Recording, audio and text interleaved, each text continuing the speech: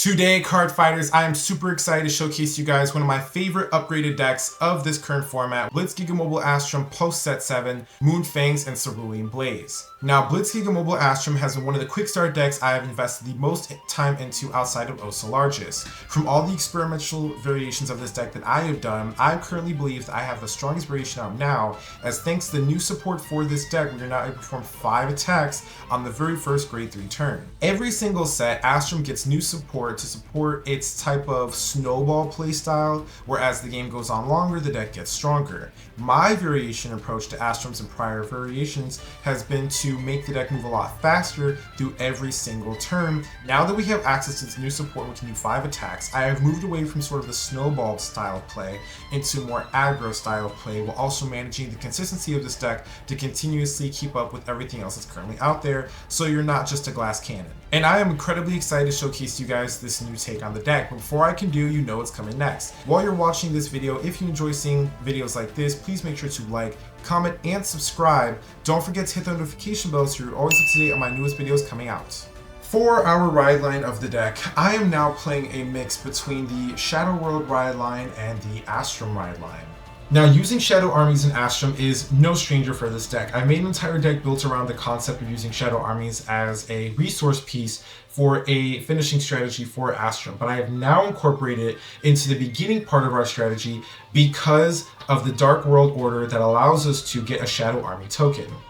That Dark World order, which I will showcase now, being Eclipse Moonlight, allowing us to get a Shadow Army token, means that we keep the benefit of the original Asturm ride line, which is compressing our deck for 2 non-defensive pieces that are important to our strategy later, now improves our early game. We have an order that we can go into on our first turn that gives us an additional body on board to attack with, and if that's still there, be used as a support piece later on. Shadow Army tokens being a 15k body also make them really hard to attack in the early game, and it requires your opponents drop down more units to be able to hit over them, which they're not going to want to do in most cases unless they're playing some sort of control aspect. The Rebellion Grade 2 in the ride line works out as well. Since we're able to ride into Asturm, we'll be able to get the copies of Prekiosas that we need to start setting up for other effects. I'm going to go ahead and spoil it now, but the biggest change that I made in this deck since my last video is that I'm only playing 2 copies of Armor Supply Vehicle Preciosa. Preciosa is just a bad card. I'm just going to be frank here. It's a terrible order with a strong effect. The thing that just makes it bad, and it's always been bad about, is the fact that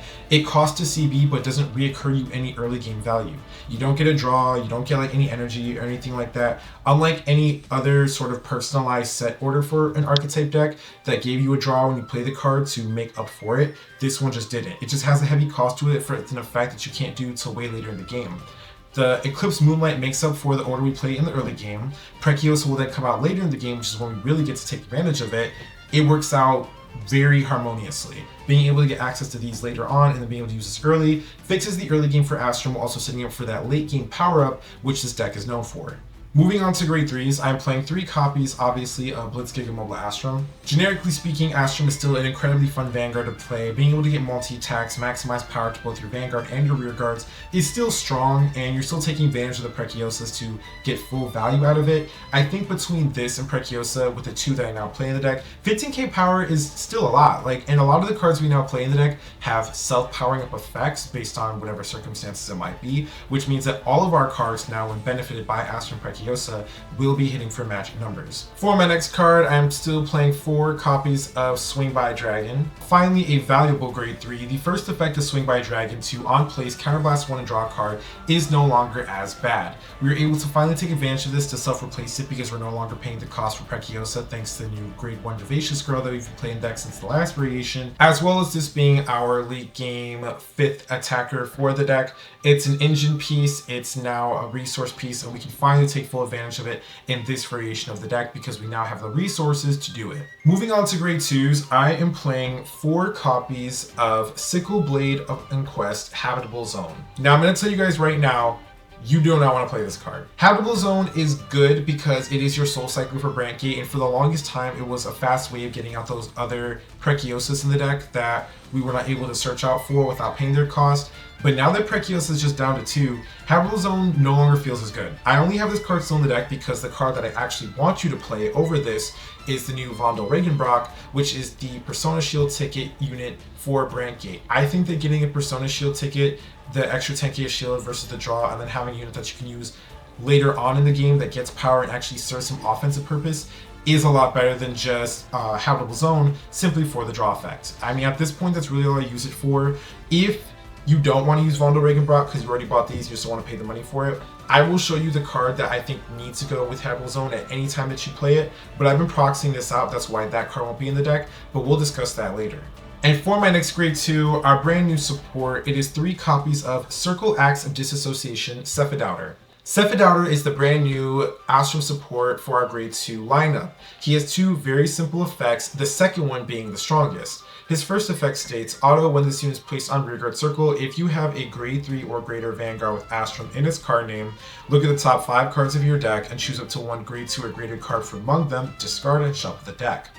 Auto rearguard circle, when this unit is chosen by the ability of your grade 3 or greater Vanguard with Asturm in its card name, cost Soul Blast 2, choose one of your rear guards and it gets power plus 5,000 until the end of turn for each grade 2 set in your order zone. Now, the first effect is a fantastic setup skill, being able to get cards like your Preciosa, as well as other copies of Asturm, which this card was originally intended for, helps you essentially set up those like main deck Asturm support pieces. That's the idea behind this card, putting those swing bys, putting those Asturms, putting Preciosas in there so that you can use them later to essentially acquire them back from the drop zone into wherever position they need to be at.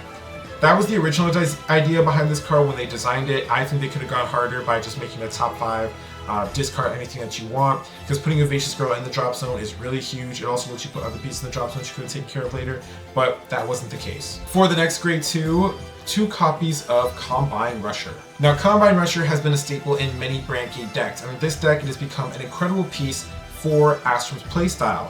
This is how we're going to acquire 5 attacks. With the combination of another unit's effect, Vivacious Girl, and Swing by Dragon, we're going to put a copy of our Preciosa from our hand into our order zone.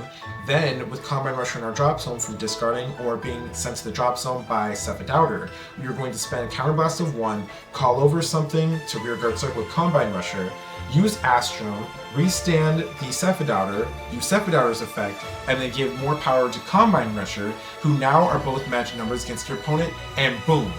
That is how you get 5 attacks in Asturm with everything being at a magic hitting number against your opponent while they're a grade 2. If you're a grade 3, Combine Rusher's 10k bonus will kick in when you have 2 or more set orders, and the combination of the effect of Cephadouter will still make your entire front row match numbers. It's just been a really good piece to have in terms of getting more bodies onto the board, because that was an issue this deck struggled with originally, but I've already mitigated that issue with the Shadow Army token of Vivacious Girl, and now that we can use it as a 5th attack, chef kiss for Astrum's early game plan. Moving on to grade 1s, I am playing 3 copies of a Brandgate PG, 1 copy Elementario. Next up, 4 copies of Detonation Mutant Bubble Mine. We still use a lot of Soul and Counterblast. Bubble Mine just makes the most sense. It still is hands down the best resource management piece for Brandgate for most decks. For my next card, a brand new card into the deck, it is 3 copies of Great Sickle of White Flash Baldurid. Baldurid is a resource management as well as card advantage piece for this deck. It has the power to get 5k plus when you have 2 or more set orders, making a 13k booster, which is always good. And then on top of that, if you put this unit into the soul at the end of the battle boosted while you have something in your set order zone, you get to move this card in there, check top 5 in that grade 2 or greater unit. This is fantastic. This is how we're going to search out those Cephadouters, those Combine Rushers, those Swing by Dragons, all those key grade 2 or higher pieces that we need prior to going into our first Asturm turn to set up for our 5 attack play, and then afterwards we're just playing a regular Asturm game plan. It's been fantastic to have this card as an offensive piece or a support piece in terms of digging my deck for the cards that I need. Essentially, this deck doesn't have the best card advantage, so being able to search out the key pieces that you want is incredibly impactful for this deck's playstyle. And for my next grade 1, it is 3 copies of our Vivacious Girl. Now, if you see my last video on Asturm, you know how important this card is. This card in any version of Asturm, whether it be a generic or a pure version, is incredibly important to your strategy. Thanks to Vivacious Girl and Swing by Dragon, this is how you're going to put those Preciosas from your hand into the order zone or your drop zone for free without paying that CB cost while acquiring power and potentially getting another draw. She also, like all the other quick start deck promos, is a free body onto the board if you need it for a Soul Blast of 1 and giving +1 energy to help you extend into the later game when your energy begins to diminish. Now, Vivacious Girl is the card that you can drop down to 2 now, like I stated earlier. We need something to replace to put in our grade 2 set order for Habitable Zone, which is booted up, which gives all of your grade 2 units boost if you want to go for that. You'll just take out 1 copy of Vivacious Girl and make that set order. It's also a grade 2 set order, which means that it still works out with our strategy with Cephadoughter and gives us a different target to choose from, which means we can still maximize our power with Cephadoughter as well as maintain the benefit of this and getting an extra draw. It all works synergistically. I just, once again, am not playing Habitable Zone. It's Vondel Breakenbrock to me, but 3 is just fine. I will say that you still need to see it. I think 3 is still a good number, or 2 is still a good number now, despite how low Preciosa is, because you don't want to pay the cost for Preciosa. You need your CB to go to other things, which is why I still think that you should maximize 2 or 3 of these. And for my order in the deck, I am playing 1 copy of the Fire Regalis. Now, because we have Cephadoughter in this deck, and obviously we're going to ride up throughout the entirety of the game, we have multiple ways of milling this card out and then using it as an extension piece to get more bodies onto the board or potentially get a card draw. I think that because Cephadoughter can dig and directly mill this card because it is a grade 2 or higher card, and the fact that we want consistent searching in the deck while we do all this compression with our ride line, with Asturm, with our Cephadouters, this card just being an extension piece to get more bodies onto the board and one that we can actually search out, I think makes it the perfect Regalis piece for this deck. However, if you don't want to play this one, the only other one that I actually like would be one of the defensive ones. I think Unity in the Sky is good for this deck because we can reoccur energy and we have ways of getting our CB back, or you can just play Twin Cast if you're worried about cost. And finally, for my trigger lineup, it's pretty simple in this deck. I'm just playing 8 criticals with 4 of them being generics, 4 of them being effects. I'm playing 3 draws. I'm playing 1 of the Branky OT, and to wrap it up, I am playing 4 of the generic heals. My trigger lineup has to remain simplistic. You need to see crits to help with your high-powered attacks, especially now that you can do 5. You need the draw triggers. Your deck will not survive if you play fronts. You just will not accumulate the hand needed, nor see the pieces needed to make sure that you're doing the maximum offensive plan for Asturm every single turn. It's better to just draw into those pieces with draw triggers or other card effects. And then the Branky OT, because it's the Branky OT and this deck now can do 5 attacks, you can really maximize the full effect of it. And then for the generic heals, I think that right now you can split the heals up. I think that the heals that gain shield when your opponent restands a unit, or the heals that gain shield when your opponent gets a critical on them, are probably like the best 2 to play right now. I would actually do a 2-2 split with it, but I don't have those, and I think that the 15k shield is perfectly fine for Asturm. But this is my trigger line for the deck. Simple, clean, just the way we like it. Blitz Gigamobile Asturm has received some fantastic support over the past couple of sets, and I believe got the strongest out of all the promo support units for the quick start decks. Now in the next set, we're getting even stronger support piece for this deck to improve its consistency, as well as search out better key pieces, and I'm excited to see what that's going to do for the deck come the next set. But this is my current take on Asturm right now. It's been the best variation I've played to help keep up with the deck in the current format. While not beating anything entirely, I do think that this is a variation of Asturm that should be explored and continue to experiment with for people that actually enjoy playing this deck, or people that are on a budget and that want to get into Branky. I will leave down some budget options in the comment section below if y'all ask for it, but otherwise, card fighters, y'all enjoy the rest of your evening and I'll catch you later. Peace.